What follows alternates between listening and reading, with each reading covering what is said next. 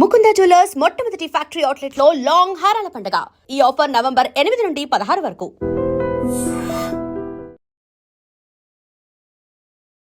ఢిల్లీలో జరిగిన ఘటన వెనుక ఉన్నది ఎవరు?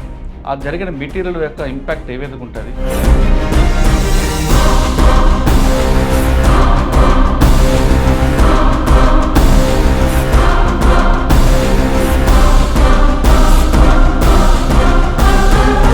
Welcome to I dream. ఢిల్లీలో జరిగిన ఘటన వెనుక ఉన్నది ఎవరు? ఆ జరిగిన మెటీరియల్ యొక్క ఇంపాక్ట్ ఏ విధంగా ఉంటుంది? ఆర్టీఎక్స్ అని కొంతమంది అంటుంటారు, కొంతమంది అమ్మోనియం నైట్రేట్ అంటుంటారు. ఈ రెండు మెటీరియల్ యొక్క ఇంపాక్ట్ ఎలాగుంటుంది? అటువంటి మెటీరియల్ ఇంతకుముందు కూడా దేశంలో వాడారా లేదా అనే విషయం మనతో మాట్లాడడానికి ఆంధ్రప్రదేశ్ చెందిన retired FSL officer you Rammohan గారు ఉన్నారు. యు రామ్మోహన్ గారు గతంలో బాంబ్ స్క్వాడ్గా పనిచేయడు. బాంబ్ డిపార్ట్మెంట్లో కానీ, డిస్పోజల్ విషయంలో కానీ, సైబర్ క్రైమ్ విషయంలో కానీ, క్లూస్ టీంలో కానీ ఆయన ఒక పితామహుడుగానే చెప్పొచ్చు. ఆయన చాలా కాలం నుంచి ఉమ్మడి ఆంధ్రప్రదేశ్లో ఎక్కడ ఏ సంఘటన జరిగినా, బ్లాస్టింగ్ జరిగినా, హైదరాబాద్లో జంట పేలుడులో కానీ ఎక్కడ జరిగినా ఆయన వెళ్ళడం, క్లూస్ తీయడంలో ఆయన ఒక నిష్ణాతులు ఉన్నారు. ప్రస్తుతం ఢిల్లీలో జరిగిన ఘటనకి ఆ మెటీరియల్ ఏ మెటీరియల్, ఆ మెటీరియల్లోకి ఇంపాక్ట్ ఎలాగుంటుంది, ఒకవేళ ఆర్డీఎక్స్ అయితే ఎలా ఉంటుంది, అమ్మాయిన నైట్రేట్ ఎలా ఉంటుంది, అసలు ఈ మాడ్యూల్ ఎలాగుంటుంది, మాడ్యూల్ అనొచ్చా లేదు దీన్ని సిగ్నేచర్ అని అనొచ్చా, ఏ విషయాన్ని అన్న విషయాన్ని రామ్మోహన్ గారు తెలుసుకుంది. రామ్మోహన్ గారు నమస్తే అండి. నమస్తే అండి. సార్, ఢిల్లీలో జరిగిన ఘటన కనుక అది ఏ సిగ్నేచర్ అని మీరు అంటుంటారు? ఎందుకంటే మీ భాషలో సిగ్నేచర్ అంటారు, కొంతమంది పోలీస్ ఆఫీసర్స్ మాడ్యూల్ అంటుంటారు. ఇది ఇండియన్ ముజాహిద్ మాడ్యూలా లేదా అష్రత్ వైబదా లేదా జైష్ మహమ్మదా? ఈ మాడ్యూల్ ఎలాగుంటుంది? నిన్న జరిగిన మెటీరియల్లో ఇప్పుడు ఆల్మోస్ట్ అది జైష్ మహమ్మద్ అని వచ్చింది. అంతేకాకుండా ఫరీదాబాద్లో ఒక డాక్టర్ ఇంట్లో దొరికిన మెటీరియల్ ఇది అది ఒకటి, ఆ కారు అనేది మొత్తం ఒక ఫ్రేమ్లోకి వస్తుంది. మీకున్న అనుభవంలో ఆ మెటీరియల్ ఏంటి, ఆ మెటీరియల్ అంత ఇంపాక్ట్ ఉన్న మెటీరియల్ పేరు ఏమిటి? ఒకవేళ కొంతమంది ఆర్డీఎక్స్ అంటుంటారు, ఆర్డీఎక్సా లేదా అమ్మోనియం నైట్రేట్? అసలు ముందు సిగ్నేచర్ గురించి చెప్పండి. ఇప్పుడు దాకా మనకు వచ్చిన ఇన్ఫర్మేషన్ ప్రకారం అక్కడ జరిగిన ఇంపాక్ట్ రెండు చూస్తే ఇది హై ఎక్స్ప్లోజివ్ సంబంధించిందే. ముందు ఏమన్నారంటే లోపల గ్యాస్ సిఎన్జి గ్యాస్ ఉంటుంది కదా, దానిలో కూడా బ్లాస్ట్ అయ్యే ఛాన్సెస్ ఉంటాయి కాబట్టి అది కూడా అయ్యి ఉండొచ్చేమో. ఈ టైంలో అలా జరగటం, బ్లాస్ట్ కావటం ఏంటి అనే ఉద్దేశంతో అన్నారన్నమాట. యాక్సిడెంట్ ఏమో, వెహికల్లో ఉంటూ పేల్చుకుంటూ ఢిల్లీలో ఇప్పటిదాకా ఈ సూసైడ్ అటాక్స్ లాంటివి చేయలేదు కదా అనే ఉద్దేశంతో గ్యాస్ ఏమో అనుకున్నారు. కానీ ఆ ఇంపాక్ట్ చూస్తే మెటల్ మ్యాంగిల్ అయిపోయి ముక్కలైపోతుంది అనమాట. ఇట్లాగా మెటల్ మ్యాంగిల్ అయిపోయి ముక్కలయ్యేవి హై ఎక్స్ప్లోజివ్స్లోనే చూడగలం. గ్యాస్ తోటి కానీ, లో ఇంటెన్సిటీ లో ఎక్స్ప్లోజివ్స్తో కానీ జరగదు. ఇది హై ఎక్స్ప్లోజివే. ఒకవేళ అనాలిసిస్లో ఆర్డీఎక్స్ వచ్చిందా, అమ్మోనియం నైట్రేట్ వచ్చిందా అన్నది అక్కడ తెలుసుకోవాల్సిన విషయం. స్పాట్ టెస్ట్ చూసినప్పుడు ఏమవుతుందంటే అక్కడికక్కడే టెస్ట్ చేసే కొన్ని మెథడ్స్ ఉంటాయి. అవి చూసినప్పుడు ఏమవుతుందంటే ఆర్డీఎక్స్కు అమ్మోనియం నైట్రేట్కు ఒకటే కలర్ టెస్ట్ వస్తుంది. అందువలన చాలామంది ఆర్డీఎక్స్ అనేవాళ్ళు ఆర్డీఎక్స్ అని అనుకుంటుంటారు, అమ్మోనియం నైట్రేట్ వాళ్ళు అమ్మోనియం నైట్రేట్ అనుకుంటారు. అంటే ఆర్డీఎక్స్ అంత ఈజీ కదా చెప్పడం. అందరికీ ఆర్డీఎక్స్ అంటే అదొక ఫ్యాన్సీ వర్డ్, సినిమాలో ఎక్కువ వాడతారు కాబట్టి అది ఏ రాయి అయినా పళ్ళుడు కొట్టుకోవడానికి ఒకటే అన్నట్టుగా అమ్మోనియం నైట్రేట్ బేస్డ్ ఎక్స్ప్లోజివ్ అయినా ఆర్డీఎక్స్ అయినా రెండు కూడా హై ఎక్స్ప్లోజివ్సే. అయితే ఒకవేళ ఆర్డీఎక్స్ 8000 గజాలు ఒక సెకండ్కు ట్రావెల్ చేస్తే 8000 గజాల పైన, ఇది 5000 గజాల పైన పనిచేస్తుంది. కాబట్టి దీనికి దానికి ఏం పెద్ద తేడా ఉండదు. రెండు ఎండేంజరస్ హ్యూమన్ లైఫే. అయితే ఆర్డీఎక్స్ దొరకటము ఎక్కువ క్వాంటిటీ కష్టం, తక్కువ క్వాంటిటీ అయితే దొరకచ్చు. అదే అమ్మోనియం నైట్రేట్ అయితే అమ్మోనియం నైట్రేట్ ఒకటే అవుతే అది మాన్యూర్గా కూడా వాడతాం. కాబట్టి అది ప్రజల్లో మాన్యూర్గా దొరుకుతుంటుంది. దానికి ఫ్యూయల్ ఆయిల్ అని, ఎమల్షన్స్ అని యాడ్ చేసుకుంటూ వెళ్తే అప్పుడు అమ్మోనియం నైట్రేట్ బేస్డ్ ఎక్స్ప్లోజివ్ అవుతుంది. ఇది అమ్మోనియం నైట్రేట్ బేస్డ్ ఎక్స్ప్లోజివ్ అవ్వడానికి ఎక్కువ ఛాన్సెస్ ఉన్నాయి ఆర్డీఎక్స్ కన్నా. ఎందుకంటే అక్కడ వచ్చిన ఇంపాక్ట్ చూస్తే దాదాపు 500 గజాల దూరంలో ఒక కారు కనపడుతోంది ఆ విజువల్స్లో. ఆ కారు వెనకాల బాంబు పేలింది ఒక 500 గజాల దూరంలో. దానికి ముందు పక్కన విండ్ స్క్రీన్ కూడా బర్స్ట్ అయిపోయింది. ఇదంతా ఎప్పుడు జరుగుతుందంటే బాగా మంచి బ్లాస్ట్ జరిగి బయట నుంచి ఇక్కడ బ్లాస్ట్ జరిగిన వెంటనే ఇక్కడున్న ఆక్సిజన్, ఆ ఎయిర్ అంతా కన్జ్యూమ్ అయిపోతుంది.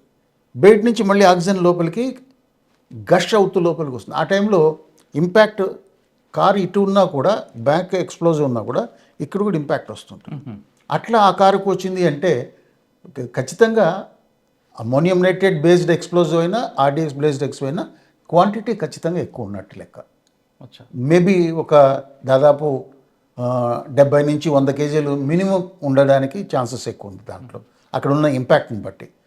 పైగా ఆ ఏ కారు అయితే బ్లాస్ట్ అయిందో ఆ కారుకు లెఫ్ట్ సైడ్లో ఉండే కారుకు రైట్ సైడ్ పార్ట్ అంతా దెబ్బతినింది, ఆ కారుకు రైట్ సైడ్ ఉండేదానికి లెఫ్ట్ సైడ్ అంతా దెబ్బతినింది, ఆ కారుకు వెనకలు ఉన్నదానికి ఫ్రంట్ పోర్షన్స్ దెబ్బతినింది, ఆ కారుకు ముందున్నది ఏమీ కనపడలేదు. కాబట్టి ఈ సీన్లో ఈ చుట్టుపక్కల వాటన్నిటికీ కూడా ఒక పక్క దెబ్బతింది. కాబట్టి ఈ మధ్యలో ఉన్న ఈ కారులోనే బ్లాస్ట్ అయిందని చెప్పడానికి ఛాన్స్ ఉంది. పైగా ఈ కారులో లోపల పేలిందా బయట పేలిందా కూడా ఇంకొక అనుమానం. లోపల పేలింది కాబట్టి కారులో ఉన్న పార్ట్స్ అన్నీ ఎగిరి దాదాపు 500 అడుగుల వరకు ట్రావెల్ చేసి అక్కడ పడ్డాయి.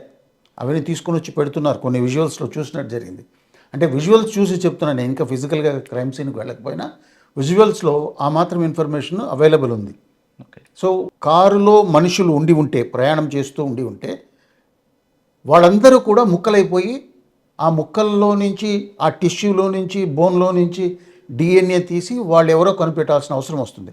వాళ్ళు గుర్తింపబడలేనంతగా ముక్కలైపోయి ఉంటారు వాళ్ళు, దాని లోపల ఉన్నవాళ్ళు. బయట చనిపోయిన వాళ్ళలో కూడా ఈ కారులో నుంచి స్ప్లింటర్స్ బయటికి వెళ్ళి అక్కడెక్కడో 100 అడుగుల దూరంలో ఉన్న వ్యక్తికి కొట్టి అతను ఇంకొక కారు మీద పడి చనిపోయాడు. అతనికి వేరే బాడీలో ఇంకా ఎటువంటి ఇంజురీస్ లేవు, ఒక ఈ స్ప్లింటర్ ఇంజురీ మాత్రమే వెళ్ళి అతన్ని కొట్టి చనిపోయినట్టుగా ఉంది. ఇంకొకరైతే రోడ్డు మధ్యలో ఆల్మోస్ట్ మ్యాంగిల్ అయిపోయి పడిపోయి ఉన్నాడు. అట్లాంటి కొన్ని భయంకరమైన విజువల్స్ కూడా మనకు టీవీలో చాలా మట్టుకు వచ్చి ఉన్నాయి. కాబట్టి వాళ్ళందరూ కూడా దీని ఇంపాక్ట్కు చనిపోయారు, ఆ చనిపోయిన వాళ్ళు, ఇంజూర్ అయిన వాళ్ళు.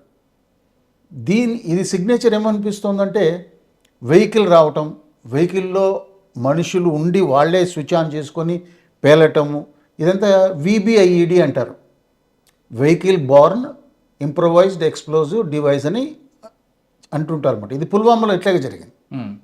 ఒక వెహికల్లో నుంచి మధ్యలో కాన్వాయ్లోకి వెళ్ళి అక్కడ పేల్చేసుకున్నాడు. అట్లాగే అక్కడ 80 కేజీల ఆర్డిఎక్స్ అని అన్నారు, ఇక్కడ 80 కేజీల కంటే ఎక్కువ ఉండే అమ్మోనియం నైట్రేట్ అయ్యి ఉండే ఛాన్స్ ఉంది. ఎందుకంటే ఇందాక నుంచి వస్తున్న న్యూస్ ప్రకారం అమ్మోనియం నైట్రేట్ కన్ఫర్మ్ అయిందని అంటున్నారు. అది ఇంకా మనకు పూర్తిగా తెలియకపోయినా అమ్మోనియం నైట్రేట్ అన్నది స్వతహాగా ఎక్స్ప్లోజివ్ కాదు, దానికి ఒక ఎమల్షన్ కానీ, దానికి లేదంటే అమ్మోనియం నైట్రేట్ ఫ్యూయల్ ఆయిల్తో కలిపిన మిక్చర్స్ కానీ ఇవి చేస్తేనే అది ఎక్స్ప్లోజివ్ అవుతుంది. అయితే ఇందాక మీరు అడిగారు ఆర్డిఎక్స్కు అమ్మోనియం నైట్రేట్ ఏమంత ఫ్యాన్సీ అని. ఆర్డిఎక్స్కు షెల్ఫ్ లైఫ్ ఎక్కువ, స్ట్రెంగ్త్ ఎక్కువ. అమ్మోనియం నైట్రేట్కు తయారు చేసిన తర్వాత షెల్ఫ్ లైఫ్ ఫ్యూ మంత్స్లోనే వాడేయాలి, లేదంటే అది డిస్టెబిలైజ్ అయిపోతుంది. అందువలన తప్ప అదర్వైజ్ ఇంపాక్ట్ ఏం పెద్ద తేడాగా ఉండి దీనికి అంత ఎందుకు ఉంటుంది, దీనికి ఎంత ఉంటుందని కాదు, డిజైర్డ్ రిజల్ట్ అమ్మోనియం నైట్రేట్తో కూడా వస్తుంది. ఓకే సార్, ఇప్పుడు ఆ సంఘటన మీరు చూడలేదు కానీ ఆ వీడియో చూస్తున్నారు కదా, అది రిమోట్తో పేల్చుకున్నారా లేదా బై మిస్టేక్ ఏమైనా బ్లాస్ట్ అయింది అనుకోవచ్చు? ఇది యాక్సిడెంటల్గా బ్లాస్ట్ అయిందని నేనేం అనుకోవట్లేదు, వాంటెడ్లీ. ఎందుకంటే దాని లోపల వాళ్ళు ఉన్నారు. వాళ్ళు ఒకవేళ ఈ మామూలుగా మనం చూస్తున్న చాలా మాడ్యూల్స్లో, ఈ టెర్రరిస్ట్కి సంబంధించిన మాడ్యూల్స్లో మన వైపు ముఖ్యంగా అన్నీ కూడా టైం బాంబులే ఉండినాయి. వాళ్ళు ఏదో ఒక ఫిక్స్డ్ టైం పెట్టేసి వెళ్ళిపోతారు, వాళ్లకు టార్గెట్ ముఖ్యం కాదు, అక్కడ పేలడం ముఖ్యం అంతే. కొంతసేపు అయిన తర్వాత వాడు తప్పించుకొని వెళ్ళిపోతాడు, వాడు బ్రతకాలని వాడికి ఉండి వాడు వెళ్ళిపోయి అక్కడ బ్లాస్ట్ చేసి మిగతా వాళ్ళని చంపేసేవాళ్ళు. ఇప్పుడు పుల్వామా అటాక్ కానీ ఇట్లాంటి అటాక్లో ఆ మనుషులు చచ్చిపోయేదానికి కూడా రెడీగా ఉన్నటువంటి వ్యక్తుల్లాగా కనపడుతున్నారు. ఎందుకంటే ఇదే వెహికల్ ఇంకొక రిపోర్ట్ ప్రకారము దాదాపు 3 గంటలు పార్కింగ్ లాట్లో ఉండింది. తర్వాత వీళ్ళు ముగ్గురు వెళ్ళి దాన్ని తీసుకొని 6:48కి తీసుకొని బయటకు వచ్చారు, 6:52కు బ్లాస్ట్ అయిందని చెప్తున్నారు. సో ఈ 4 నిమిషాల్లోనే అది బ్లాస్ట్ అయింది అంటే వాళ్ళు అదే టైంలో వాళ్ళు పేల్చుకోవాలని అనుకున్నారేమో. అది ఒకవేళ అది యాక్సిడెంట్ కూడా పేలొచ్చు, ఒకవేళ స్విచ్ వాళ్ళ దగ్గర ఉన్నది ఆటోమేటిక్గా ప్రెస్ అవడమో, టైమర్ ఆటోమేటిక్గా ప్రెస్ కావడమో జరిగితే కావచ్చు. కానీ అంత కరెక్ట్గా ఇటు కార్లన్నీ ఆగి వాటి మధ్యలో ఆగి ఉన్నప్పుడు దాని దగ్గర పోయి చేసుకోవడం అనేది అది రేర్ కోఇన్సిడెన్స్ అవుతుంది. ఛాన్స్ ఉంది, ఎందుకంటే మనకు బెంగళూరులో బ్లాస్ట్ చేయడానికి వెళ్తూ ఒక చర్చిలో పెట్టి బ్లాస్ట్ చేశారు. ఇంకొక దానికి వెళ్తున్నప్పుడు వాళ్ళ మారుతి కారులోనే బ్లాస్ట్ అయిపోయింది. అక్కడ సడన్ బ్రేక్ స్పీడ్ బ్రేకర్ మీద వేస్తేనే ఇది ముందుకు రావటం ప్రయత్నం. కానీ మనకు వచ్చిన ఇన్ఫర్మేషన్ ప్రకారం వెహికల్ స్లోగా వెళ్తుందని నిన్న సిపి గారు స్టేట్మెంట్ ఇచ్చారు. వెహికల్ స్లోగా వెళ్తున్నప్పుడు అటువంటి పొరపాట్లు జరగడం చాలా తక్కువ ఛాన్సెస్ ఉంటాయి. ఇది ఆ ఏరియాలో అది పేల్చుకున్నట్టుగానే అనిపిస్తుంటుంది. అనుకోవచ్చు. ఢిల్లీలో ఇటువంటి సంఘటన ఎప్పుడు జరగలేదు. ఢిల్లీలో జరగలేదు కాబట్టి మొట్టమొదటి కాబట్టి మనం ఈ సూసైడ్ బాంబర్ని మనం ఖచ్చితంగా ఇది నిజమా కాదా అని తెలుస్తుంది. ఫర్దర్ ఇన్వెస్టిగేషన్స్లో ఇది తెలియటానికి ఛాన్స్ ఉంది. అంటే సంఘటన జరగక ముందు టోల్ గేట్ దగ్గర ఆ డ్రైవింగ్ సీట్లో ఉన్న వ్యక్తి చాలా కూల్గా ఉన్నాడు తప్ప ఎక్కడ ఆయనలో టెన్షన్ కనబడుతున్నట్లుగా లేవు విజువల్స్లో. అవును, అంటే మనం అది అన్ఎక్స్పెక్టెడ్గా జరిగింది అనుకోవచ్చు, అది ఎక్కడికో తీసుకువెళ్తున్నప్పుడు ఇక్కడ ముందే పేలిపోయింది అనుకోవచ్చు. ఛాన్స్ ఉంది. మీరు అనుకున్న అంటే మీరు ఫేషియల్ రీడింగ్ గురించి మళ్ళీ అది వేరే సబ్జెక్ట్ అది. ఆ ఫేషియల్ ఎక్స్ప్రెషన్ మీరు చెప్పినట్టుగా ఒకవేళ బాంబు తీసుకువెళ్తూ కూడా వాడే చచ్చిపోవాలి అని అనుకోకుండా బాంబు తీసుకువెళ్తుంటే ఫేస్ ఆనందంగా ఉంటుందా? పోనీ ఉండదు. అట్లే ఉన్నాడు. మైండ్ సెట్ వేరే ఉంటుంది. మైండ్ సెట్ వేరే అంతే. ఒకవేళ బాంబు పేల్చుకోవాలనుకున్నా లేదు, బాంబు క్యారీ చేస్తున్నా స్ట్రెస్ ఉంటుంది. అక్కడ ఎవరికేమో స్ట్రెస్ కనపడట్లేదు. అంటే వీళ్ళకి కూడా తెలియకుండా బాంబు పెట్టాడా? అది కూడా పాయింట్. వీళ్ళకి కూడా తెలియకుండా బండిలో బాంబు పెట్టి ఎక్కడి నుంచో దూరం నుంచి రిమోట్ కంట్రోల్ తోటి చేశారు. ఇమాజినేషన్కు అక్కడున్న మెటీరియల్ ఎవిడెన్స్కు కనెక్షన్ వస్తే తప్ప మనం డిసైడ్ చేయలేం. ఓకే సార్, అమ్మోనియం నైట్రేట్ ఉంది. ఇంతకుముందు గతంలో మన ఏపీలో కానీ తెలంగాణలో జరిగే వాడారా? ఎందుకంటే చాలా విషయాలు మీరు చూసారు కదా. ఇప్పటిదాకా మక్కా మస్జిద్లో అమ్మోనియం నైట్రేట్ కాదు, కానీ లుంబిని పార్క్, అక్కడ Lumbini park ammonium nitrate based emulsion explosive. తర్వాత Gokul Chat ammonium nitrate based emulsion explosive. Indian Mujahideen group అంటూ ఉండి వాళ్ళతో బ్లాస్ట్ అయిన ప్రతి కేసులో కూడా అమ్మోనియం నైట్రేట్ ఎమల్షన్ ఎక్స్ప్లోజివ్గానే చూసాం. కానీ మలక్పేట దగ్గర రైల్వే బ్రిడ్జ్ కింద ఒకటి అదే రైల్వే అది కూడా చూసారు కదా, అది దాంట్లో డిఫ్యూజ్ కూడా చేశాం కాబట్టి దాంట్లో ఉన్నది ammonium nitrate based emulsion explosive. అన్నిట్లో కూడా ammonium nitrate based emulsion explosive, Mecca Masjid తప్ప ఇక్కడ అన్ని అవే వచ్చాయి. అంటే మక్కా మసీదులో గ్రానైట్ ఉంది కాబట్టి దాని ఇంపాక్ట్ తగ్గింది అనుకోవచ్చు. ఇంపాక్ట్ అక్కడ ఎక్కువ లేదు కదా, ఇంపాక్ట్ ఎక్కువ లేదు అనే దానికి గ్రానైట్ ఒకటి ఉంది, ప్లస్ దాని స్ట్రక్చర్లో కూడా హార్డ్లీ 50 grams ఆఫ్ కెమికల్ ఉంది. సరే, మాడ్యూల్స్ చాలా చూసారు కదా, ఇటువంటి మాడ్యూల్ అనేది ఎప్పుడైనా మీరు సర్వీస్లో ఎదురైందా? ఇది ఈ సర్వీస్లో నేను చూడలేదు, కానీ బట్ అక్కడ పుల్వామాలో సంబంధించి మ్యాక్సిమం మ్యాచెస్ అవుతూ ఉంటాయి. సిఆర్పి వెహికల్ వస్తున్నప్పుడు పక్కన మధ్యలో ఒక కాన్వాయ్ మధ్యలోకి వెళ్ళి బ్లాస్ట్ చేసుకోవటం, అంటే కార్లో బ్లాస్ట్ కూడా ఇప్పుడు దొరికినప్పుడు ఇంతకుముందు 2-3 రోజులు ఎన్ఐఏ దీంట్లో కూడా పుల్వామా నుంచి ఆ కారు కొనడం, పుల్వామా నుండి మెటీరియల్ రావడం, ఫరీదాబాద్లో డాక్టర్ని పట్టుకోవడం, అంటే దాని లింక్ మనం ఈ డాట్స్ ఇంకా క్లియర్గా కనెక్ట్ కాలేదండి. ఈ కారుకు సంబంధించిన డాట్స్ అయితే ఉన్నాయి. ఈ కార్ పుల్వామా నుంచి తేవటము ఇదంతా నిజమే, కానీ 2014 తర్వాత ఇది ఎవరి పేరు మీద కూడా ట్రాన్స్ఫర్ కాలేదు అంటే కొంచెం అనుమానాస్పదంగానే ఉంది. అది ఎవరో ఒకరన్నా తీసుకొని ఉండాలి కదా వాళ్ళ పేరు మీదకి. సార్, ఇటువంటి సంఘటనలు చాలా జరుగుతుంటాయి, జరగవు అని కదా, ఇకపై కూడా జరుగుతాయి దేశంలో. జరగకుండా ఉండాలంటే ఏం చేయాలంటారు? ప్రతి ఒక్కరికి ఒక రకమైన ప్రోబింగ్ అయ్యి ఉండాలి. ఇప్పుడు ఈ మధ్యకాలంలో బ్లాస్ట్ జరగలేదని చెప్పి అందరూ రిలాక్స్డ్గా ఉంటున్నారు. అలా కాదు, పబ్లిక్లో కూడా ఎక్కడైనా అనుమానాస్పదం ఉంటే కాల్ చేసి చెప్పడమో ఏదో చేయాలి. కానీ ఎవరు గమనించరు, ఎవరిని గమనించరు. మన ఇండియాలో మనం చూస్తూనే ఉంటాం, ఎన్నోసార్లు మనం బస్సులు ఎక్కుతుంటాం, ట్రైన్స్ ఎక్కుతుంటాం, మనం కూర్చున్న చోట లగేజ్ ఉంటుంది. ఈ లగేజ్ ఎవరిదని కూడా మనం ప్రశ్నించాము, మొహమాట పడతాం, ఎవరైనా ఏమైనా అనుకుంటారేమో అని ఫీల్ అవుతుంటాం. అలాగా ప్రశ్నించకుండా ఉన్నన్ని రోజులు, ఇలా రెక్లెస్గా కేర్లెస్గా ఉన్న రోజులు ఇబ్బంది అవుతుంది. ఇది మీరు చెప్తుంది పబ్లిక్ వైపు నుంచి. ఫైనల్గా ప్రభుత్వానికి ఏం చెప్తారు? పోలీస్ వైపు నుంచి పోలీసులు కూడా మన ఢిల్లీలో ముఖ్యంగా చూస్తే ప్రతిసారి వాళ్ళు ఎక్కడో చోట నాకాబందీ అని చెప్పి ఆపేసి చెక్ చేసేస్తూనే ఉంటారు. పర్టికులర్గా కొన్ని ఇంపార్టెంట్ డేస్కు ముందర, లైక్ మన నేషనల్ ఫెస్టివల్స్ అన్నిటికీ, కన్వెన్షనల్ ఫెస్టివల్స్ అన్నిటికీ మధ్యలో ముందు వెనకాల 10 రోజులు అటు 10 రోజులు ఇటు చెక్ చేస్తూనే ఉంటారు. బహుశా నిన్న ఇంకొక ఇన్ఫర్మేషన్ ప్రకారం అది ఆ area holiday area, red fort area Monday దగ్గర రోజు హాలిడే అట. సో కొంత రిలాక్స్డ్గా ఉండి ఉన్నారేమో తెలియదు అక్కడ ఇది జరగటానికి, వీళ్ళు అది అసెస్ చేసుకున్నారేమో కూడా. కానీ సాధారణంగా ఐబీ ఎప్పుడు కూడా ఆగస్టు 15 జనవరి 26 ముందు ఇలాంటి వార్నింగ్స్ ఇస్తుంటుంది, ఎక్కడి నుంచి రావచ్చు, అటాక్ జరగవచ్చు అని. అంటే ఈ రెండు కాకుండా ఇప్పుడు ఇవ్వడం అంటే వాళ్ళకు కూడా కన్ఫ్యూజ్ చేద్దానికి ఇదొక మాడ్యూల్ అనుకోవచ్చా, ఇదొక ప్లాన్ అనుకోవచ్చా? అంటే వాళ్ళకు కూడా తెలిసే ఉంటుంది ఇది ఇక్కడ జరుగుతుందని తెలియకపోవచ్చు, కొంత ఇంపాక్ట్ ఉంటుందని తెలుసు. ఎందుకంటే ఇప్పుడు నిన్న సాయంత్రం 6:50కి బ్లాస్ట్ అయితే రాత్రికంతా కూడా కొంతమందిని అరెస్ట్ చేయటం, పొద్దునకి ఇంకా కొంతమందిని అరెస్ట్ చేయటం.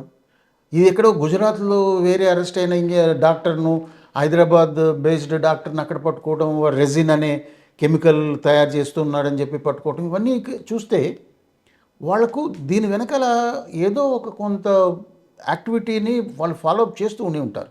అంత త్వరగా దానికి కనెక్టింగ్ ది డాట్స్ చేయగలిగారు. అంటే దానికి లీడ్ అనేది 3 రోజుల నుంచి నడుస్తుంది కదండి, దేశం మొత్తం కూడా ఇన్వెస్టిగేషన్ జరగడం, హైదరాబాద్తో లీడ్ అంటే ఎక్కువగా ముందు జమ్మూ కాశ్మీర్లో రావడం, కాశ్మీర్ వచ్చిన ఒక పోస్టర్, అక్కడి నుంచి ఇదంతా జరుగుతూ వస్తుంది. అందులో భాగంగా వీళ్ళు ఏమైనా అలర్ట్ అయ్యి ఆల్రెడీ అన్ని నోటీసులు ఉన్నామని చెప్పి వీళ్ళు ఎస్కేప్ ఆ అవ్వడం, భయం ఎస్కేప్ అవుతున్నప్పుడు యాక్సిడెంటల్గా బ్లాస్ట్ కావచ్చు, లేదా అందరి అటెన్షన్ డైవర్ట్ చేయడానికి ఇక్కడ బ్లాస్ట్ చేసి ఉండొచ్చు. ఓకే. అంటే ఇప్పుడు ఎక్కడో చోట ఇప్పుడు చాలా కనెక్టింగ్ లీడ్స్ వస్తుంటాయి, ఒకరిని పట్టుకుంటే వారి ద్వారా ఇంక కొన్ని వస్తుంటాయి కదా, అవన్నీ ఆగిపోయేదానికి ఇది ఒకటి చేసి ఉంటారేమో కూడా ఆలోచించాలి. అంటే ఇప్పుడు మీరు ఫైనల్గా పోలీసులకు ఏం చెప్తారు? పోలీసులకి చెప్పేంత దీంట్లో ఏమీ లేదు కానివ్వండి, ఇంత పెద్ద యాక్టివిటీ అయితే కానిస్టేబుల్ దగ్గర నుంచి డీజీపీ వరకు ప్రతి స్టేట్లో, ప్రతి సెంట్రల్ ఏజెన్సీస్లో హై అలర్ట్లోనే ఉంటారు. వాళ్ళు దీనికి సంబంధించి చాలా చేసి ఉన్నారు. ఇండియాలో ఇంత వాల్యూమ్ ఉన్న, డెన్సిటీ ఉన్న పాపులేషన్లో అన్ని రకాలుగా యాక్టివిటీస్ చేస్తూనే ఉంటారు పోలీసులు, ఏమాత్రము తక్కువ చేయరు. ఇప్పుడు కూడా నాకు తెలిసి 1 or 2 డేస్లో మిగిలిన డాట్స్ అన్నీ కూడా బయటపడిపోతాయి. అంటే దాని ఇంపాక్ట్ రిటాలియేషన్ ఉంటుంది అంటారు ఖచ్చితంగా. ఉంటుంది, ఉండాలి కదా. తర్వాత ఇందాక రెజిన్ అన్నాను, ఆ రెజిన్ కూడా బాడీ వెయిట్లో దాదాపు 100 ml లాగా పోతే ఒక మనిషికి చనిపోతారని మన దీంట్లో లిటరేచర్లో ఉంటుంది. దాన్ని దీంట్లో బాంబుల్లో వేస్తారని ఎవరో అడిగారు నన్ను. అది దాన్ని బాంబుల్లో వేయడం వల్ల ఏం ఉపయోగం లేదు. మనిషికి డైరెక్ట్గా ఇంజెక్ట్ చేస్తేనే కొంత ఇంపాక్ట్ ఉంటుంది. It's a protein, poisonous protein. అదే గతంలో కూడా మీకు కొన్ని ప్రాంతాల్లో బ్యాక్ సైడ్ లిఫ్ట్ అడిగి ఇంజెక్షన్ ఇవ్వడం, ఇది మెటీరియల్ ఉండి ఉండొచ్చు. అంటే ఈసారి లిఫ్ట్ అడిగినప్పుడు జాగ్రత్త చూసుకోవాలి. ఏం జాగ్రత్త చూసుకుంటే లిఫ్ట్ ఇవ్వకుంటే మేలండి. జాగ్రత్త వాళ్ళు పొడుస్తున్నాడు లేదా అని ఎలా చూసుకుంటే, తెలియని వ్యక్తికి లిఫ్ట్ ఇచ్చేటప్పుడు ఆలోచించుకోవాలి. ఇకపై ఇటువంటి సంఘటనలు జరగకుండా ఉండాలంటే ప్రభుత్వం వైపు కాదు, ప్రజల వైపు నుంచి కూడా మేల్కొనేలా ఉండాలంటున్నారు రామ్మోహన్ రావు గారు.